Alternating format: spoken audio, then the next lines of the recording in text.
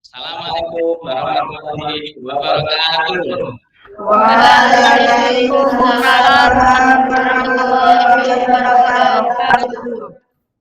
Selamat pagi anak-anak semuanya. Gimana kabarnya kalian semuanya? Baik. Alhamdulillah. Ya. Dalam pembelajaran pagi hari ini nanti yang akan kita laksanakan pengajaran ya masih dalam situasi pandemi supaya kita selalu menjaga kesehatannya, pola makannya masing-masing, ya, selalu menggunakan hand sanitizer, nah, supaya kita terjaga dari COVID-19. Nah, kemudian mari anak-anak tidak lupa untuk memulai dalam kegiatan hari ini, kita mulai dengan berdoa. Silakan dari anak-anak ada yang mau memimpin untuk berdoa? Baik teman-teman, sebelum memulai kegiatan pada pagi hari ini, mari kita berdoa terlebih dahulu. Berdoa mulai. Berdoa selesai. Terima kasih ya Nak ya. Selanjutnya anak-anak jangan lupa ya untuk mengisi perjanjian kehadiran di dalam Google Classroom. Di situ sudah Bapak isikan.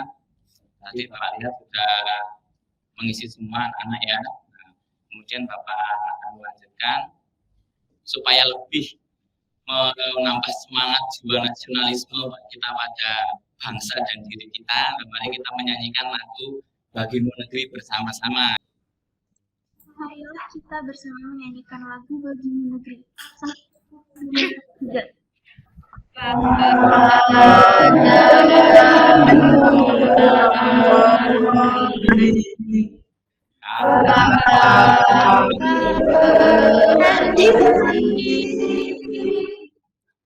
Bapak akan menyampaikan motivasi dari Mari Teguh, yaitu penderitaan karena disiplin lebih baik daripada penderitaan karena penyesalan.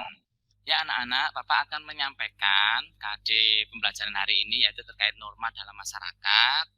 Kemudian tujuan pembelajaran kita pada pagi hari ini yang pertama yaitu nanti kita akan menganalisis norma-norma yang berlaku dalam masyarakat. Kemudian menguraikan fungsi dan manfaat norma.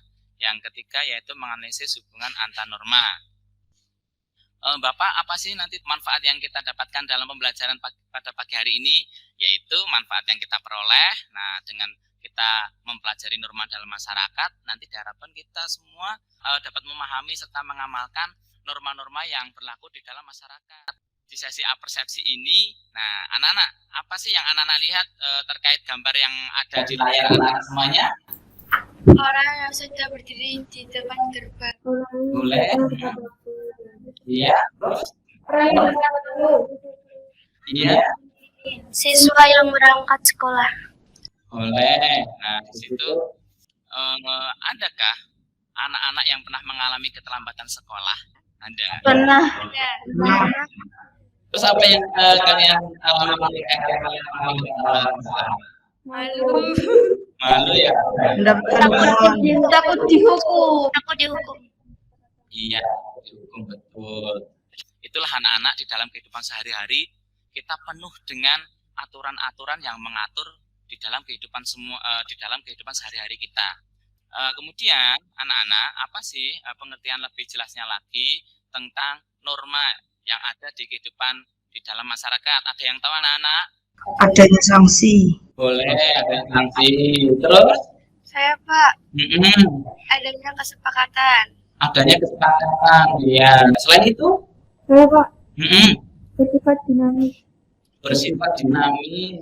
Anak-anak ada yang tahu nggak? Norma-norma yang berlaku di dalam masyarakat itu norma apa saja? Ada yang tahu? Saya Pak. Oh boleh. Menurut saya norma itu ada 4, yaitu norma agama, norma kesusilaan, norma kesopanan, dan norma hukum. Betul, kita acungi jempol kepada teman kita. Nah, norma yang ada di masyarakat itu ada 4 macam. Yang pertama norma agama, norma kesusilaan, norma kesopanan, dan norma hukum. Tuh. Nah, anak-anak, apa yang anak-anak lihat pada gambar yang di depan? Orang sedang beribadah, Orang sedang beribadah jamaah. Ya, orang sedang beribadah. atau sholat berjamaah. Kira-kira pada gambar itu yang anak-anak lihat itu bisa mencerminkan pengamalan dari norma apa sih? Norma agama. 100 norma agama. Ada yang tahu norma agama itu apa? Siapa yo yang tahu? Norma agama adalah aturan-aturan yang berasal dari Tuhan Yang Maha Esa. Sanksi bagi pelanggar norma agama akan mendapatkan dosa dan sisaan di akhirat. Betul, norma agama adalah norma yang bersumber dari wahyu atau yang bersumber dari Al-Quran juga boleh. Nah, sanksi bagi yang melanggar norma ini, kita akan mendapatkan siksaan atau mendapatkan dosa kelak di akhirat, ya. Gitu. Bapak bagi kelompoknya ke dalam 4 kelompok, yaitu pertama kelompok norma agama, kesusilaan, kesopanan, dan hukum. Silakan kalian masuk ke dalam diskusi kelompoknya masing-masing di sini. Kemudian Bapak akan menyampaikan petunjuk kelompok diskusi, ya. Yang pertama, nanti kalian mengamati kasus pada gambar yang telah diberikan sesuai dengan kelompoknya masing-masing. Nanti di antar kelompok berbeda-beda ya masalahnya, ya. Semua anggota kelompoknya melaksanakan tanya jawab, mencari informasi, saling bertukar pendapat terkait analisis pada gambar yang telah diberikan. Kemudian peserta didik merumuskan solusi dari permasalahan yang ditemukan terkait gambar yang disajikan pada masa itu. Kelompok pertama baru mengerjakan yang pertama, ya. Dari kelompok yang pertama, kira-kira apa itu? Orang sedang berdoa. Iya, sekarang itu apa? Orang sedang berpesta. Oke, nah tuh, pesta apa kira-kira itu? Pesta alkohol dan merokok. Berarti kira-kira dari 2 gambar itu mencerminkan bentuk norma apa? Norma agama. Norma agama, boleh, betul, ya. Silakan ditulis di dalam laporannya. Dengan kita memahami atau mengerti norma kesusilaan yang terkaitan dengan kejujuran, nah, apa sih yang anak-anak rasakan kalau anak-anak itu mengerjakan dengan jujur? Nomor kelompok 2, kira-kira apa? Kita rasakan ketika mengerjakan ujian, merasa bangga karena mengerjakan dengan sendiri. Berarti tidak was-was, ya. Oke. Silakan presentasi untuk kelompok 3. Silakan dipresentasikan. Saya dari kelompok 3 mau memperkenalkan anggota dari kelompok 3, yaitu Aulia Rahma Fesani Putri Arifin, saya sendiri, Julia Surya Fadila, Afrika Cahaya Zakia, dan Alina Kalistiawan. Saya akan menjelaskan hasil presentasi dari 2 gambar tersebut, makan sambil duduk dan makan sambil berdiri. Dari hasil pengamatan terhadap 2 gambar di atas, apa yang kalian temukan terkait dengan bentuk-bentuk norma? Dari hasil analisis kelompok kami terhadap gambar siswa-siswi yang sedang makan dengan tangan kanan dan sambil duduk merupakan bentuk dari pengamalan norma kesopanan. Sedangkan gambar yang menunjukkan siswa makan menggunakan tangan kiri dan sambil berdiri merupakan karena di dalam kehidupan di masyarakat perilaku tersebut dinilai tidak sopan. Dari hasil pengamatan terhadap 2 gambar di atas, adakah fungsi dan manfaat norma? Dari hasil pengamatan kelompok kami pada gambar lain di atas. 1. Fungsi dari norma kesopanan yang ditunjukkan pada gambar tersebut, yaitu norma kesopanan menjadi arah dan pedoman bersikap dan bertindak dalam kehidupan di lingkungan masyarakat. 2. Manfaat menjalankan norma kesopanan yang tercermin pada gambar seorang pelajar yang makan menggunakan tangan kanan dan sambil duduk, yaitu dapat mewujudkan keteraturan sosial di mana masyarakat dapat berperilaku sesuai norma kesopanan. 3. Dari hasil pengamatan terhadap 2 gambar di atas, adakah keterkaitan hubungan dengan norma-norma yang lain? Jika ada, jelaskanlah. Menurut kelompok kami, ada keterkaitan hubungan antara norma kesopanan dengan norma agama. Karena di dalam aturan agama, kita juga diajarkan untuk makan menggunakan tangan kanan. Sekian dari saya. Wassalamualaikum warahmatullahi wabarakatuh. Oke, kita kasih terus dari kelompok 1, 2, 3 yang sudah maju. Oke.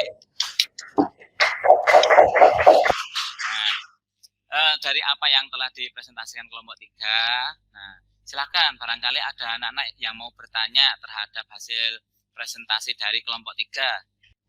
Bagaimana dengan contoh seseorang yang makan menggunakan kedua tangannya seperti saat makan stik atau makan dengan menggunakan tangan saja?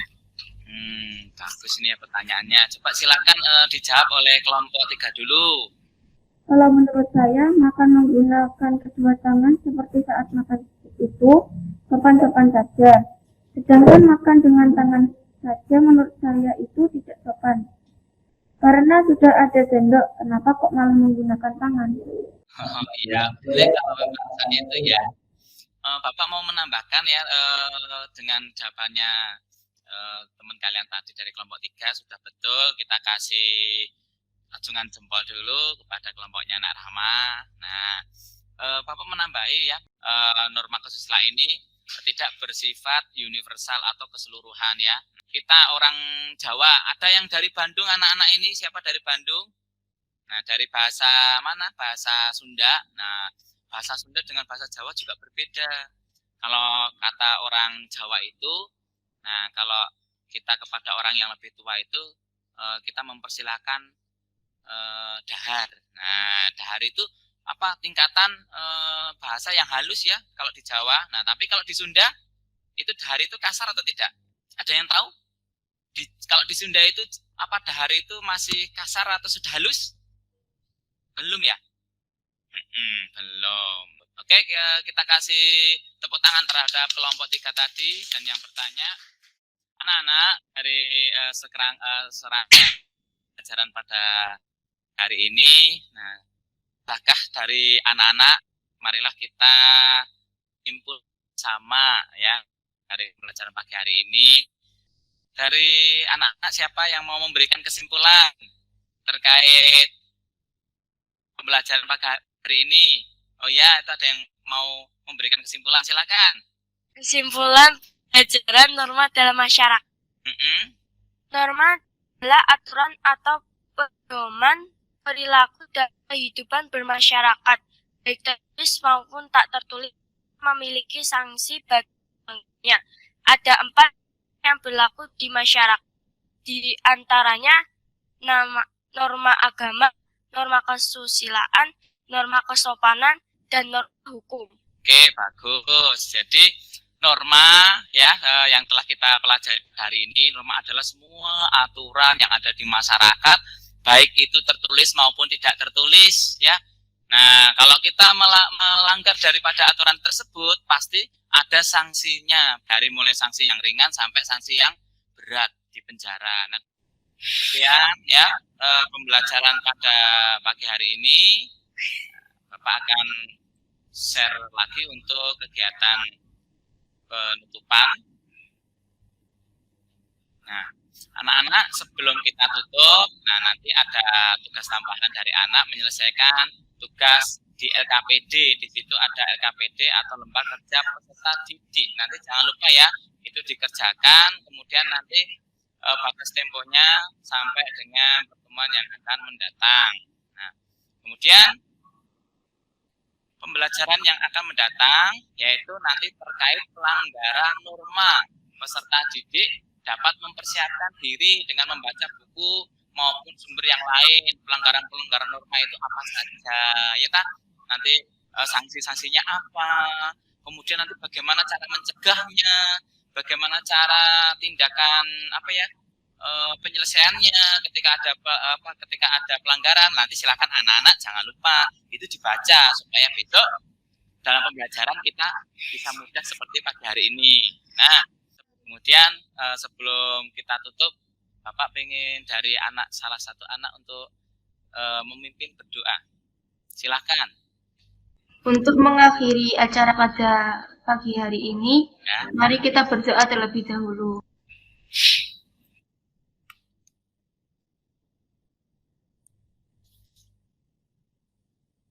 Berdoa selesai. Assalamualaikum warahmatullahi wabarakatuh.